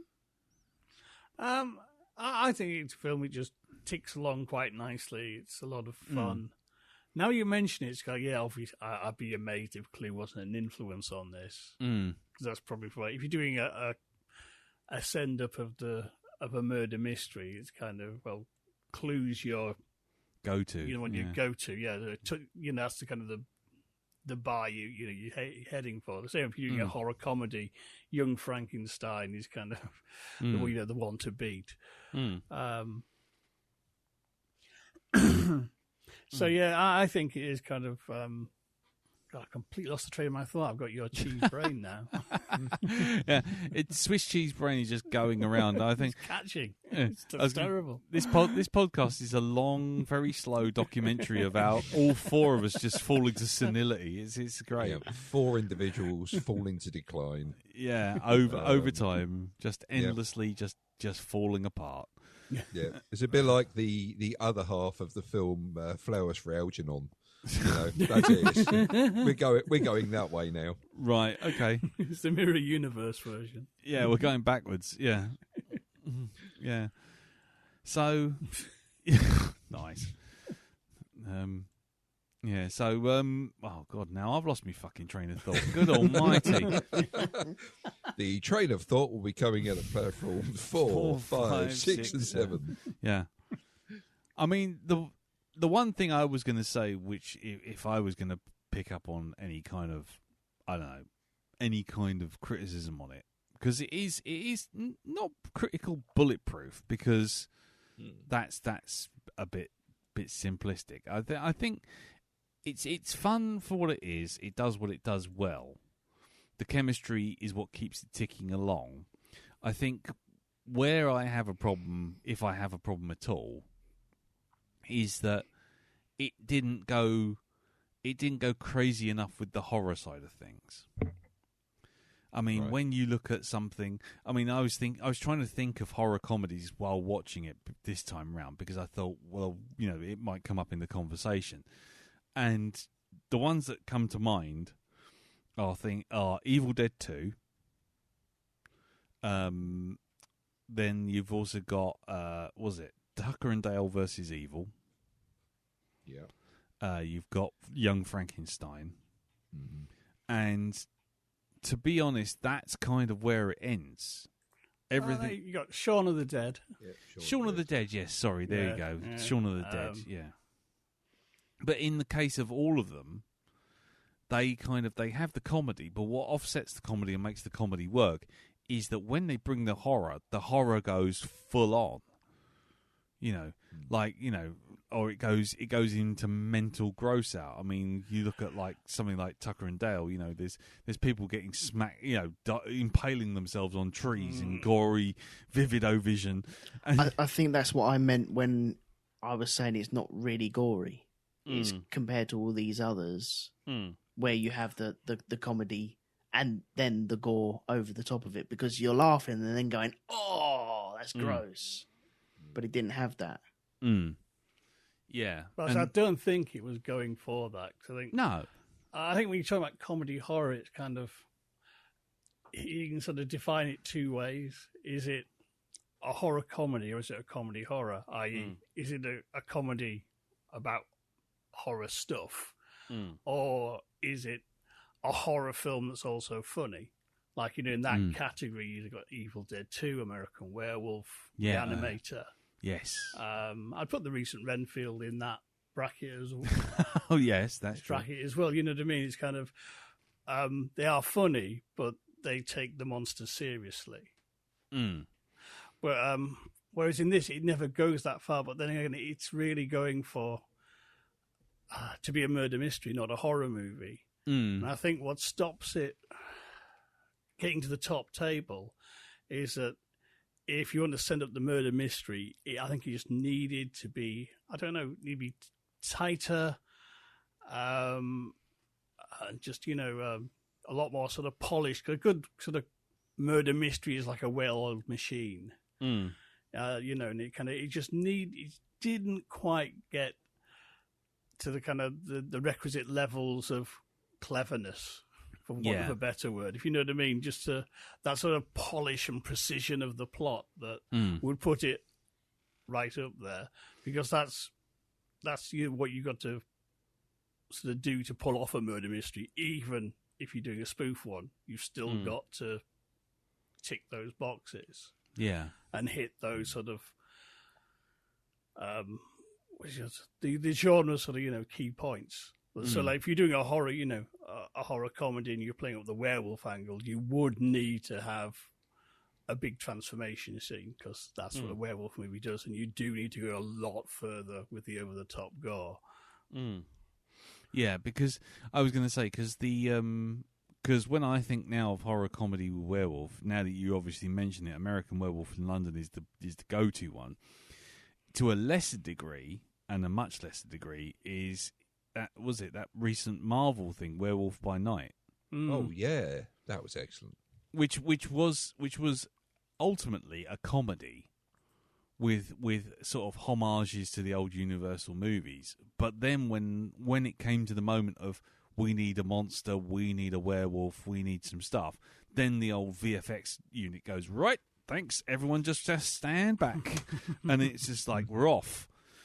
And I think that's kind of what this was missing, really, was like, if you're going to put werewolf in the title, you've got a certain expectation of what you might get, I think is. If it was just called sort of like, you know, dude, where's my oil pipe? Or I've just called it Wolves Within, which is sort of nicely metaphorical. Yeah, exactly. The hunt, you know, the corrupt pack or something. I don't know. You know, the hateful eight. But not very nice five. Yes, exactly. Yeah. But you know, that sort. If you just kind of, you know, sort of framed it in a slightly different way, then I'm sure you'd stand a better chance of getting away with it. The only other thing I was going to say, and this is something I did want to ask you about, how did you feel about the conclusion, which even the second time round I still feel was super rushed? There was a big old chunk in the middle, just after everyone leaves, when they, like, old Pete the Hands gets his fingers nipped off. And it's like everyone just goes, no, fuck this, we're off. And they all just go.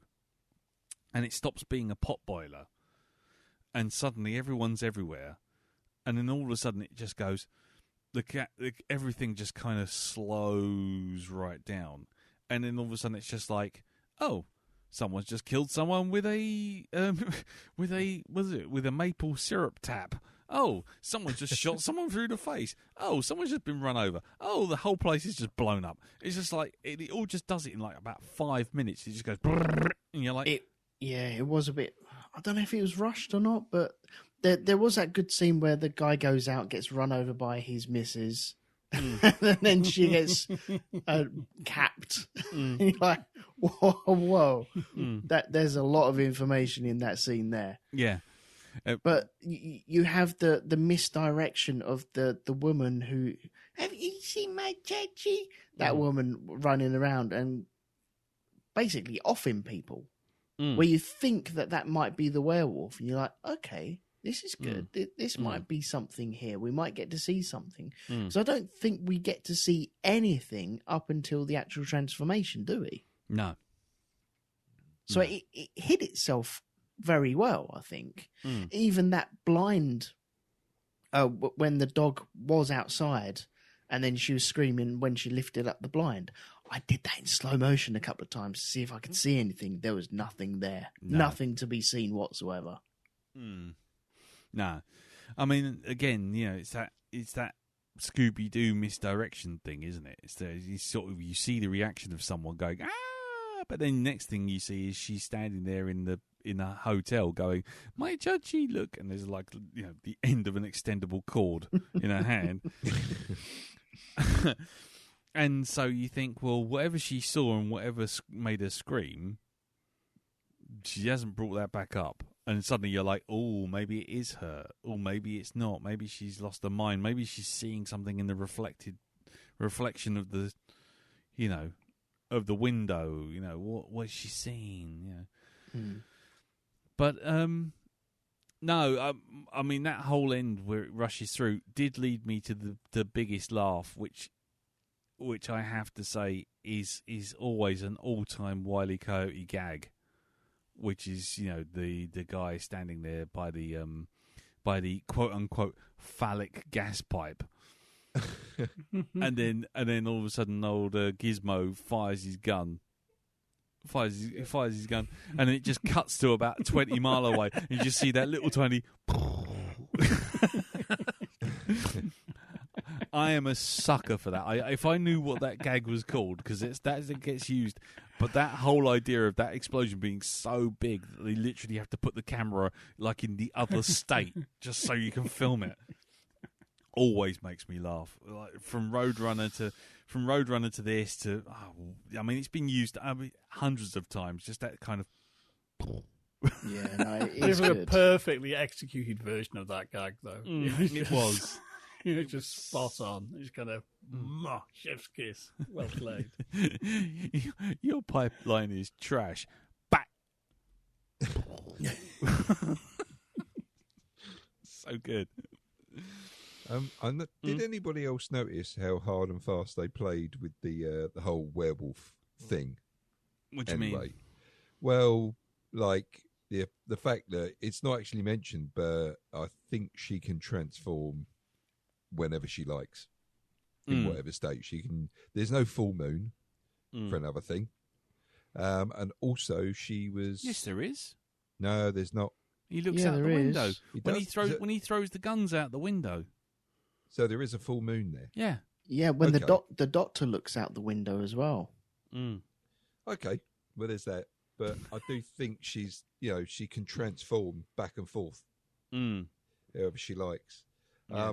There's also the fact that she's eventually killed by a normal bullet. So, no silver bullets here. Yeah. Yeah. Though I did like the fact that after endlessly mentioning snowshoes, what eventually brings her down is a snowshoe. Yeah. Yes. That guy's really into snowshoes. I did feel it was the reveal. I suppose you're in the reveal stage at the very end, but it did feel a bit rushed. Okay, we do have a werewolf. It is her. She does her monologue. Brilliant. And I think she does the monologue very, very well as well. Oh, help me, I can't start the car. Oh, no. That's brilliant. I think that's amazing.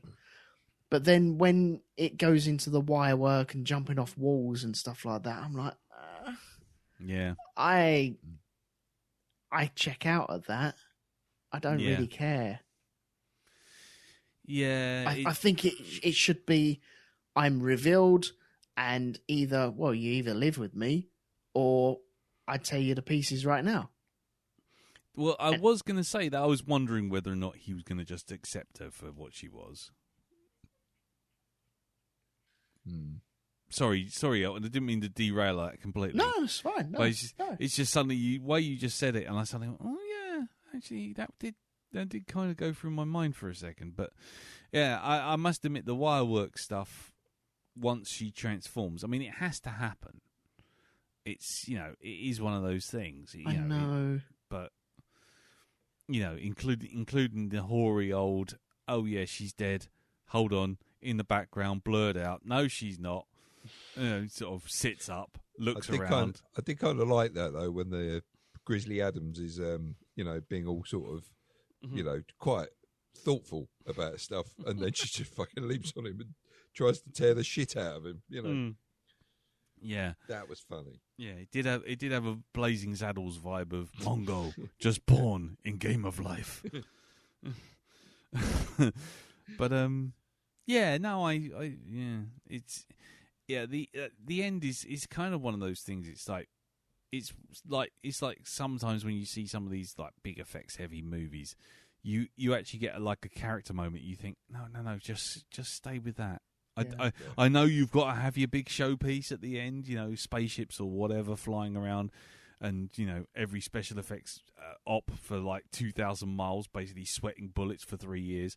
But just for a moment, just take a breath. That's the problem. They have to have that moment, don't you? There's a format to these movies, and they've kind of dodged the format all the way through up until the point where, okay, conclusion. Yeah, kind of got to stick to it. Otherwise, it's not going to work, is it? Exactly. I mean, it would have almost been interesting if she turned out to be just a general, basically psychopath.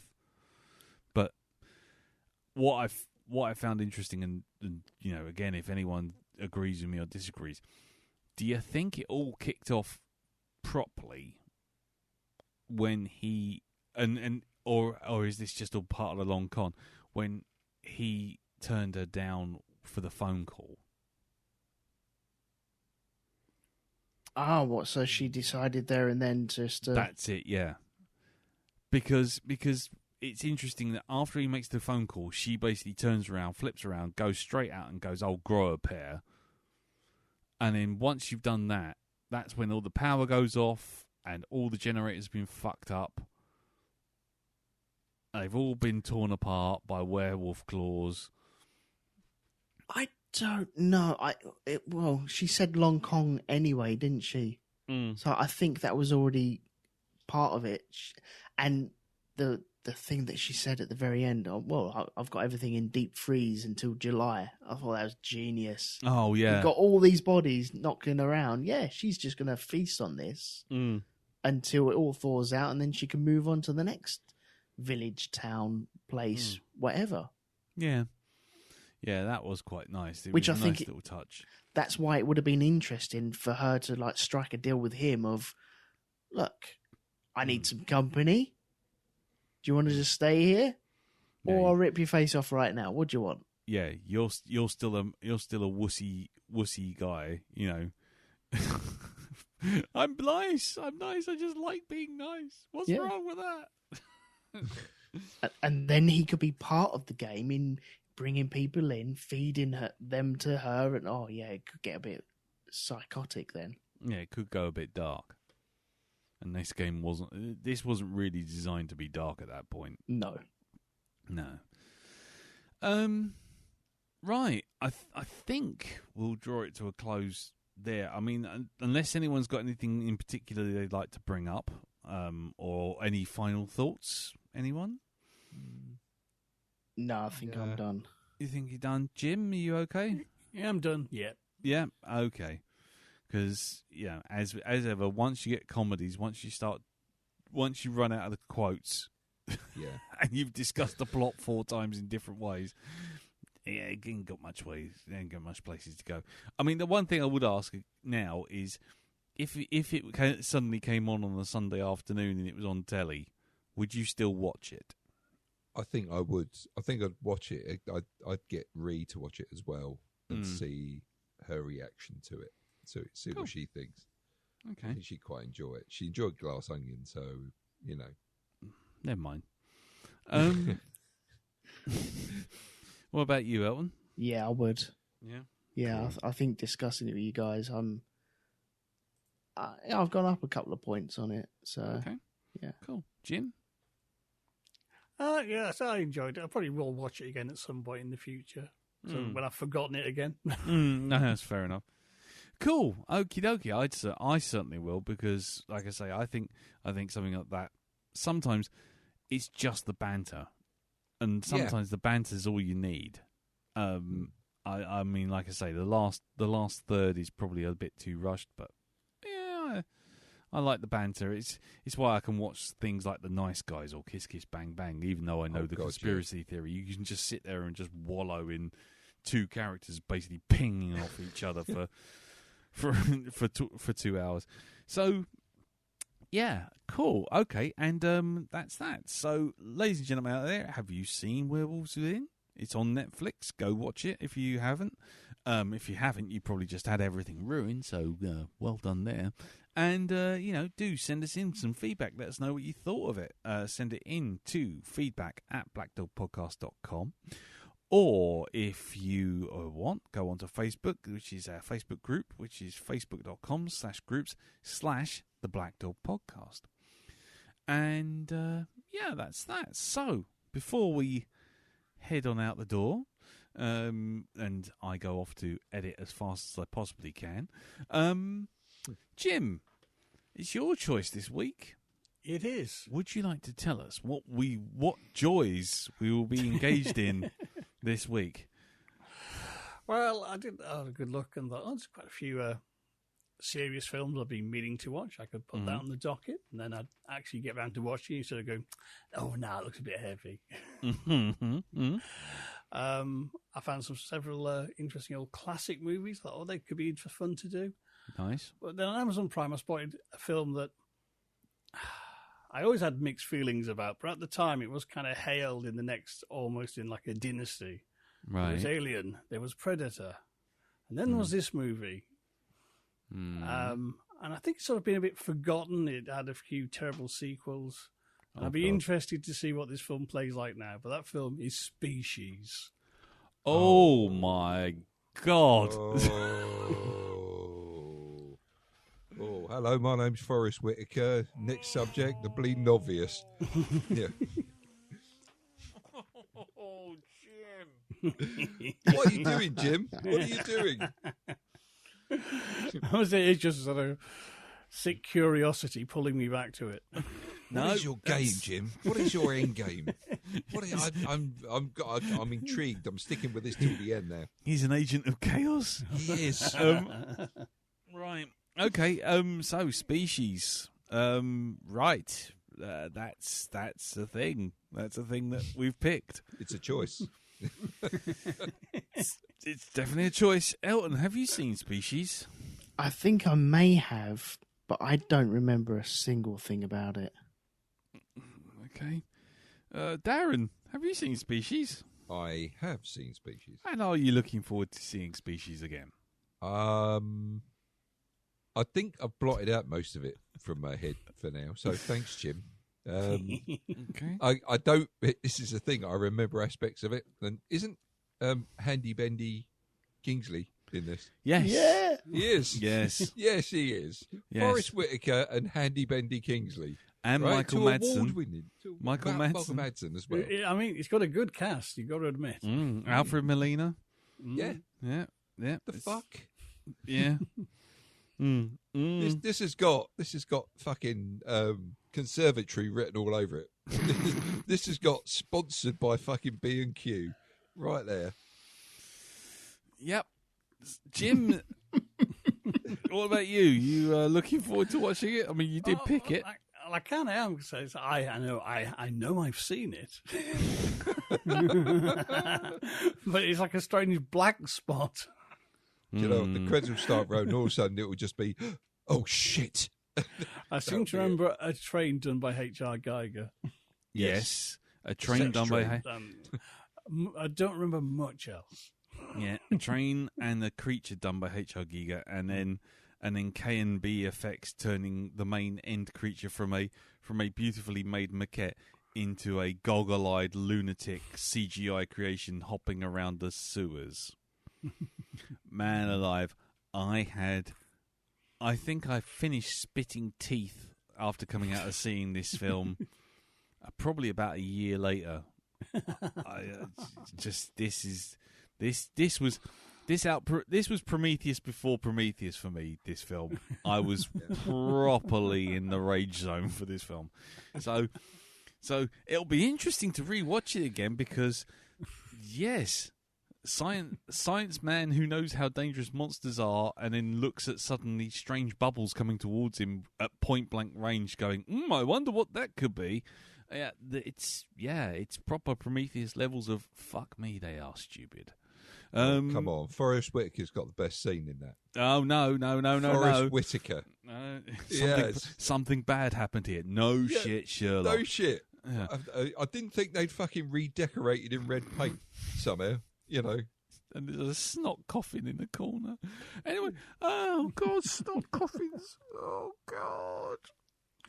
Natasha Henstridge. Oh God, it's coming back. It's all coming back to me now. Oh God. We've got to have Celine Dion as the theme tune for next week. It's all coming back to me by Celine Dion. Right.